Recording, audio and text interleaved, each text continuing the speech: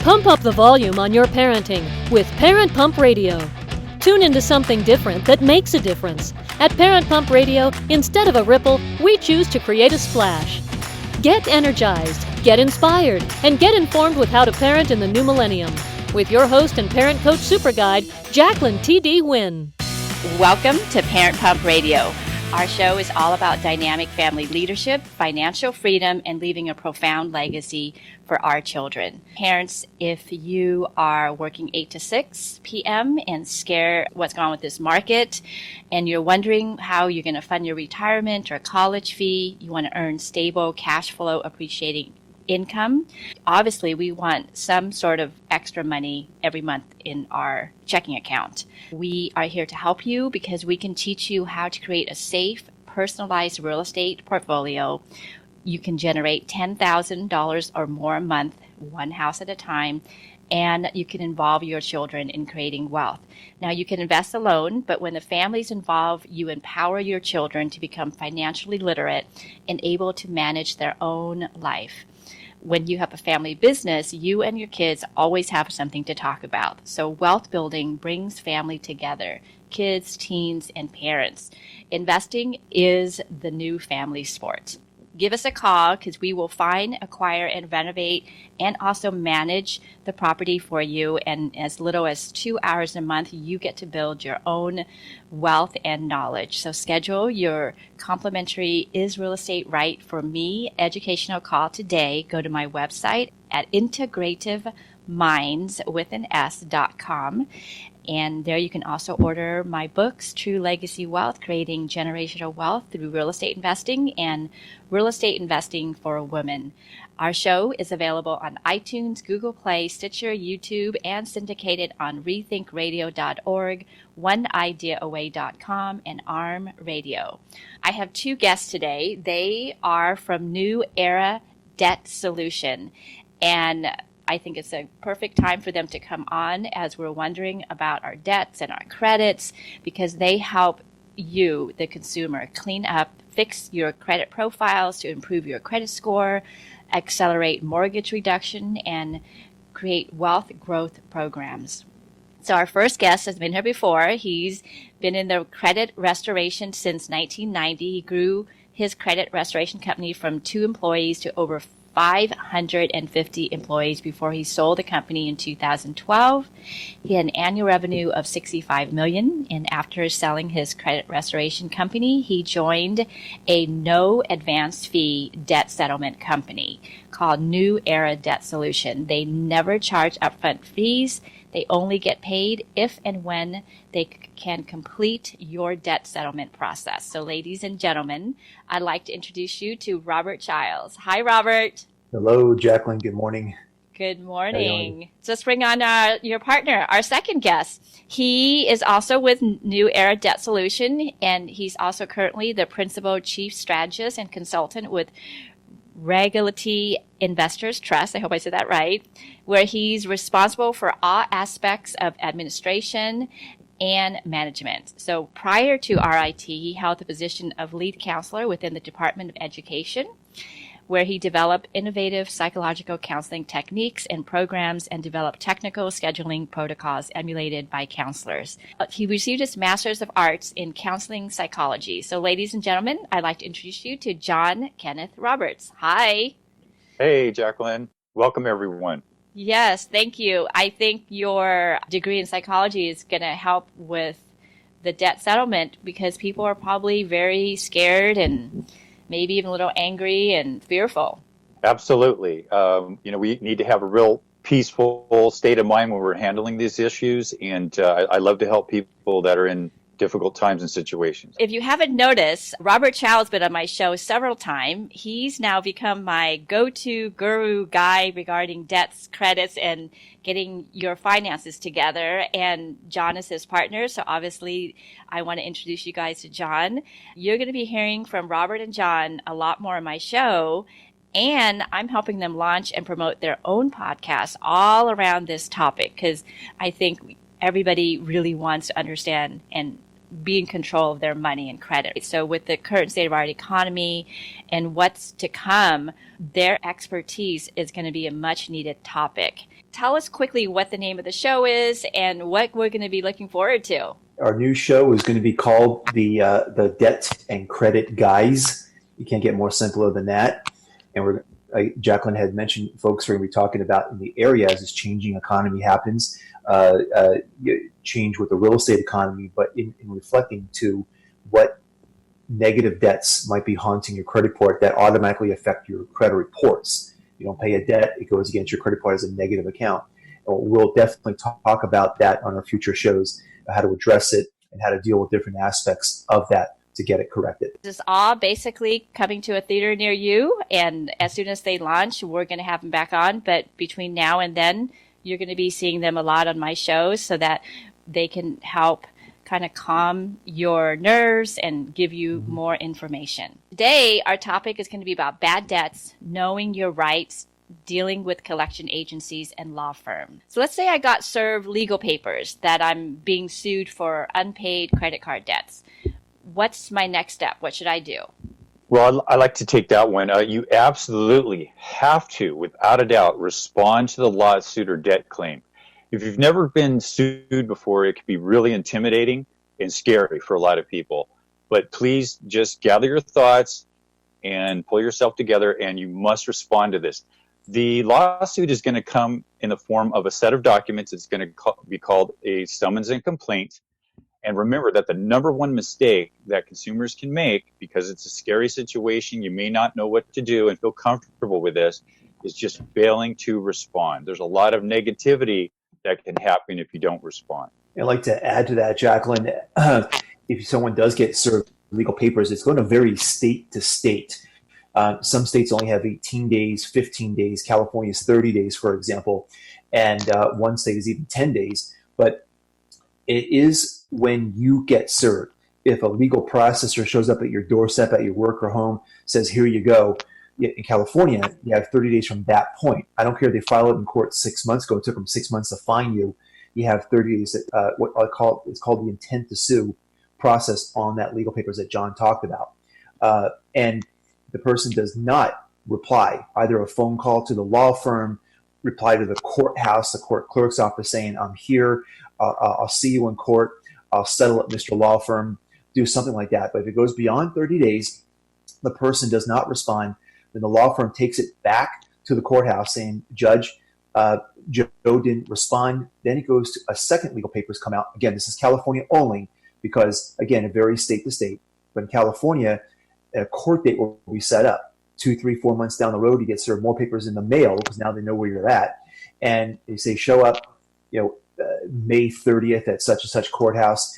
And at that point, you don't show up on that one. People think at this point, Jacqueline, they're going to get arrested. It doesn't happen. This is not a criminal case. It's just a debt. If they prove that you commit a fraud, that's different, which is rare, but it does happen. But if you don't show up on the court date, a judgment default goes against you. And then they come out to say, I'm going to garnish your wages or bank account, put a lien on your real estate or something like that, or come after your bank accounts. So as John said, please do respond. I want to talk a little bit more about what happens. Let me feel a little bit more about what are the potentialities of what could happen if you do not respond to the lawsuit at all. As Robert mentioned, there's some negative things that can occur. First of all, there could be a default judgment against you, which means that you didn't show, so the other side automatically wins. And you don't want to hand them a victory without even attempting to protect yourself. A second negative action that can occur is called wage garnishment, where they can take a percentage of your earnings directly from your employer. The check that was supposed to be deposited to you will be that money will be subtracted and provided to the victors in the lawsuit. The third thing they can do is what's called a bank levy, and that's where they can they work in coordination with the bank, unfortunately, but they can debit money directly from your account without your knowledge, without your any forenotice, anything at all. It will be a surprise to you. They'll just delete it right from your account, and they can take up to the amount that was awarded them on that suit. And then finally, another negative action that can occur against you if you don't reply to the lawsuit is that they can start beginning to accumulate further debt on your behalf, such as adding attorney's fees, court costs, or a daily interest to the balance that you owe. Wow. Okay. I should go to court after receiving the legal paper because all of these things could happen. Right. It can certainly, Jacqueline, because the point where John had mentioned they're going to get paid 100%. See, if someone were to respond, even if they missed the first set of legal papers, the intent to sue, and there's a court date set up on the second legal papers in California, for example, they can go in there saying, Judge, you know what? I owe $5, but I'll give you $2,000 cash today. And that's pretty much called negotiating at that point. With the attorney right on the spot, and they'll negotiate. Maybe a mediator might come into play. Who knows? But then they'll say, okay, lawyer, customer, go out in the hallway and talk about it. Come up with a settlement so we don't have to waste more taxpayer dollars. But as John said, if it goes to the whole thing and they get a wage garnishment or something lien, they're going to get paid 100% plus. What do I do if I get to the court appointment? Do I need an attorney? You can actually use an attorney. It's really, if people actually were to Google the subject about how to defend myself if I'm being sued by a unpaid credit card debt. Most of them are credit card debts anyway. And the answer is no, you really don't need an attorney. And one, guys, I want to make clear on a clarification. John and I are not lawyers or not a law firm, okay?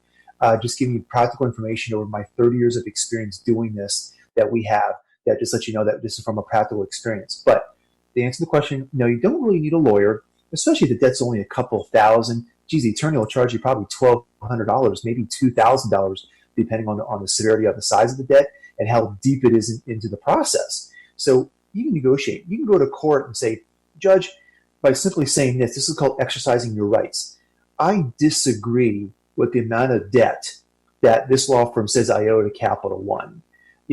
I think that under the Fair Debt Collection Practices Act, known as FDCPA, I disagree. And the judge would, at least on the first court date, would have to give you an extension of anywhere between 3 to 6 months on average. Might be 2 months, might be 7 months, but 3 to 6 months, it'll give you time to get your thoughts together and your finances together to say, try to borrow the money to pay off or do something.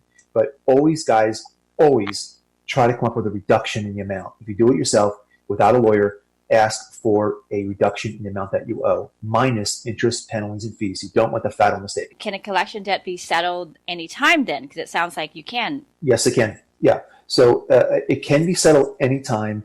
Now, if their wages have been garnished or lien levy on a bank account or a piece of real estate, it's too late. They're not motivated because if they're taxed your paycheck over time, as John indicated, they're going to get paid 100% plus attorney fees. So get it while the pickings early, guys, meaning that if it's with a law firm, the settlement, to get a lower settlement might be a little bit more difficult, but not impossible, all the way down. You can simply ask for 3 things like, I need to see proof, dollar for dollar breakdown of what you say I owe on this debt. I need to see a copy of the original application bearing my signature.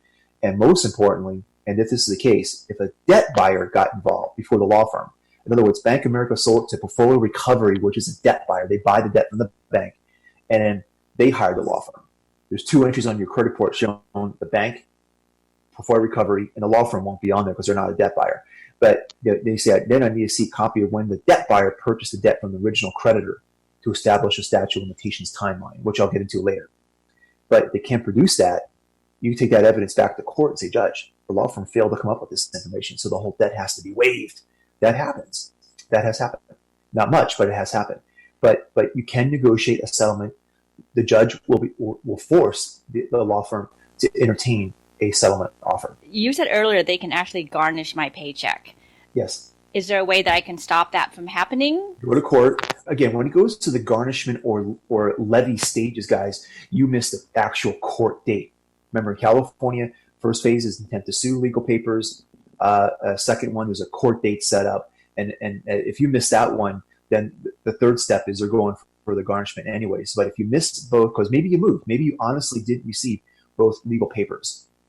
Say, based on the size of the debt, a physical person, legal processor, has to go like this to you, saying you're being served.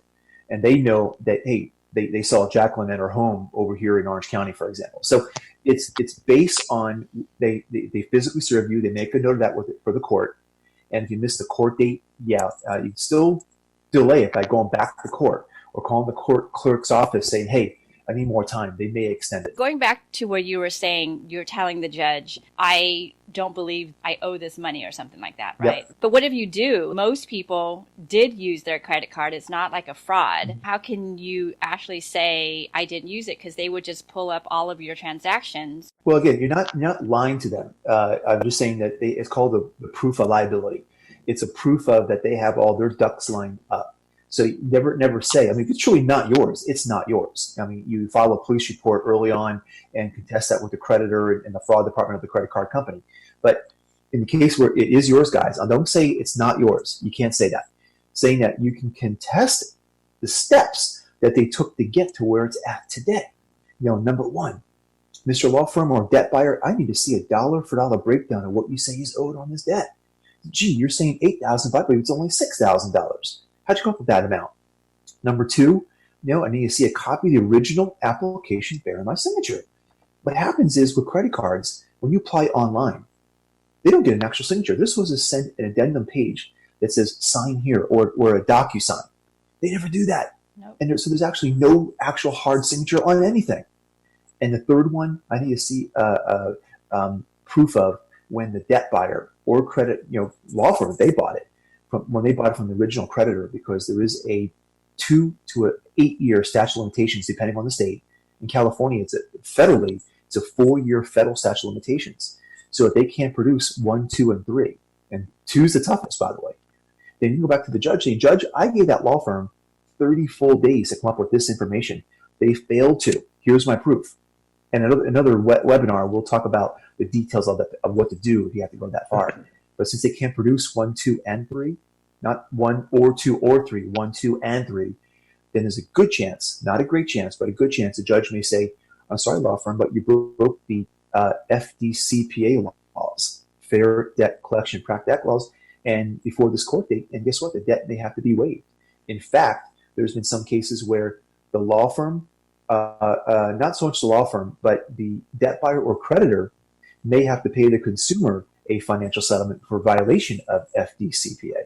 So again, I don't want to go that deep into this today, but it has happened, happens about 20-25% of the time. If done correctly, there's a good chance, guys, not a great chance, but a good chance that debt that you actually incurred and charged on your card and accumulate all that debt can be waived to some extent. I'd like to piggyback on that, Rob. I think we can't stress enough that when you are being sued by your creditors, the burden of proof is on them. Okay. And you need to make sure to point out that they are responsible to show that you are responsible for that debt that they're claiming, that they have the right to sue you, and that you owe us a very specific amount. The burden of proof is completely on them. So you need to challenge and fight back. And as Robert mentioned, you do have in your tool belt the ability to counter sue if they do not do things correctly under the FDCPA. Yeah. And also too, Jacqueline, there are FDCPA lawyers out there that can be used if needed. John and I do have a pretty good address book full of them that are local to in most states that we have over the years. We built our contact list. And these type of law firms do not charge any money up front. The bad guys will pay their legal fees if it has to go that far. And at that point, if you can prove an FDCPA violation, it'll be a good idea to get an FDCPA lawyer because, again, it doesn't come out of the consumer's pocket. It comes out of the bad guys' pockets. That second request, the signature, I don't think I've ever signed a credit card. It's usually just over the phone and they record it. They say, oh, do you agree to all blah, blah, blah, and then I just say, I agree, and it's just a recording.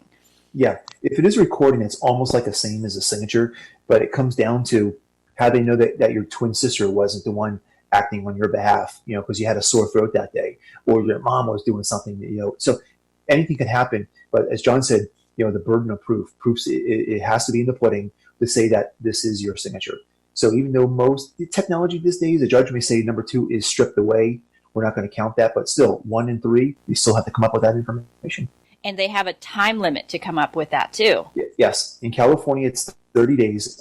In most states, it's 30 days. I think the state of Maine is like 18 days, or 21 days. But it's going to vary state to state. Some are only 15 days. But majority of them, let's say on average, 2 to 4 weeks to come up with that information. because they have to get that information from the creditor or sometimes the credit bureau. We've been talking about that's if you go to court. So like that's already gotten to the law firm. Now you're in court. This is what you're requesting. You said before it gets to the law firm, there's a collection agency. How would you deal with a collection agency the same way you would deal with a law firm, or would it be a little different? Different. If a collection agency or a debt buyer known as a collection agency ever says, Jacqueline, we're going to take some legal action against you if this thing's not paid. Aha! So you threaten me with legal action. Are you a law firm, Mr. Collection Agency, or in-house lawyer representation? No, we don't. Okay, I got a piece of paper. I need the name of your law firm, the lawyer's name, phone number, and address. And if they can't produce that from that point, they also have 30 days to come up with that information. Or like John said, you can countersue them for stress, financial discipline, whatever you want to call it. But because they can't say, and they never will say in most cases, verbally or in a letter writing, to say that we're going to take legal action if this is not taken care of. Oh, they cannot say that. They cannot say that, unless they plan on doing it. That's different, So, and John said they don't have to notify you. They can sell it to a law firm or a debt buyer. But if it goes to a law firm, then you'll just get legal papers served. That starts that process. But at early stage, yes, it all can be negotiated. If you're trying to buy a home, negotiate. But guys, whatever you do, never, ever, ever, ever pay on any collection debt, because we'll get into another subject called credit. But it can get re-aged on your credit report, and it can open up a whole new set of problems for you. Never, ever. The collection agency says, hey, why don't you make a $100 payment today to keep this thing safe? No, don't pay anything. Ask for documentation first before you pay anything. It would be the same request that I'm requesting from the law firm. Yes. And just come, yeah. And one warning, since we only have a few minutes left. When dealing with a collection agency, guys, or even a law firm or a debt buyer collection agency, it's being recorded for quality assurance. They'll tell you that. Never say, I owe this. Never refer to yourself as me or I. How much you say I owe? How much you say that I charge on that credit card? How much you say is my balance? Say, keep yourself in a third party, because they can use that against you in a court of law later. Hey, judge, she admitted that it's her debt. Always say, how much is owed on this account? How much you say is the balance on this account? What is owed? Never say I, me, I, we, whatever.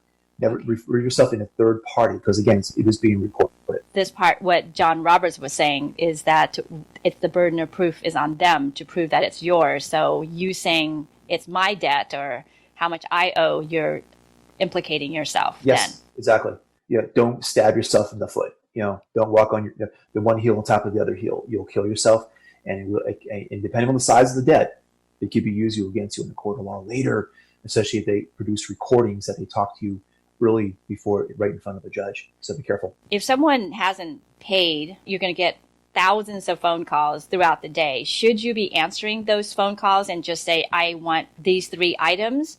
Or should you be ignoring those phone calls? Well, it depends on your stress level. That's why people hire us to do the no advance fee debt settlement services. But answer the call. First off, a collection agency or law firm cannot only call you once per calendar day. They can't call you until only after 8 o'clock in the morning, or not after 9 p.m. They can call and hang up. That doesn't count. If they pick it up or they leave you a voicemail message, that's considered call number 1 for that day. Okay. If it goes into call number 2 in that same 24-hour period, that's called Telephone Collection Practices Act, known as TCPA, and that's a violation right there in itself. So that in itself can actually get the debt waived. But I'm saying is that, answer the call. And say, I need, okay, number 1, number 2, number 3. And they only have 30 days. Or better yet, guys, if you're stressed out because of what's going on with the whole world today with the virus or whatever it is, you can say something like this. Collection agency, and this is where you can say I disagree with the amount of money that you say is owed on this account. And you're saying it's $6,000, and I think I only owe $4,000. This is where you can say this is the exception. I disagree with the amount of money that you say is owed on this account. So until further investigation, they have to stop calling you for a period of 6 months. Just by saying that? Yes. But if you're trying to buy a home and you need it cleared because of debt-to-income ratio issues, try to settle it. Say, give me something in writing first and then try to settle it, or give us a call. We can walk you through that process. But just be careful. Watch your P's and Q's, what you say, how you say it. Never pay the debt until you get something in writing that says what the balance is and the history about the debt. Very good information. I guess at this point, we request those 3 items that you said. Yes. Say, I disagree with the amount you're saying. At least that buys you some time. And I think with the coronavirus and everything going on right now, even more so to kind of push it farther down the pipeline. Yeah, collection agencies actually are shutting their operation because, so I guess it's the advantage of the consumer. But nevertheless, if it's just in a normal, business atmosphere, day atmosphere, and they're calling you, you do have rights, guys. Even though you charge the debt, you owe the money, you went to Vegas and dropped it on, took a cash advance and dropped it on a hand of blackjack and lost. You have a right, depending on the age of the debt. I don't care if it's a day in collections or 5 years in collections, and you have to clear to buy a home because of the debt to income issues that the underwriter says at the mortgage company. Be careful what you say, how you say it, but everything is negotiable. How do people get a hold of you to get help? I'll give my information out, and then John can give his. You can go to our send me an email, Robert at New Era DS for debt settlement. Robert at New Era NEWERADS.com. My phone number is 949-371-8885, and I'll say it again, 949-371-8885. And John Roberts, and my email at New Era is John, Jon, at newerads.com. That's newerads.com. My phone number is 949-371-8899. Do you guys have a website? New Era Debt Solutions with an S on the end.com. NewEraDebtSolutions.com. Perfect. Go there for information. Yep. Call John or Robert for help. Or I know Robert said you will give advice to if they call. If it's something lower than a few thousand, you actually will show them how to do it at no cost. Yeah, any size debt, to be honest. And also, guys, if anyone listening to this podcast are in the real estate or mortgage industry, let us know about your clients. We can do webinars for your clients, a great way to build your business. Yeah, let us know. If you're in the real estate or especially the mortgage business or insurance business, give us a call. We can talk offline about that. Well, thank you, Robert and John. Till next time, listener, always be learning and always be growing. Thank you so much for joining us today. Go to parentpumpradio.com and click on the pink box on the top of our homepage to listen to our new and archived shows. To be instantly notified of new episodes, subscribe to our RSS feed. The RSS feed button is located at the top of the page where all our shows are featured. And after listening to the show, go to parentpumpradio.com or our Facebook page to leave your comments, questions, and topic suggestions. And until next time, have a wonderful week.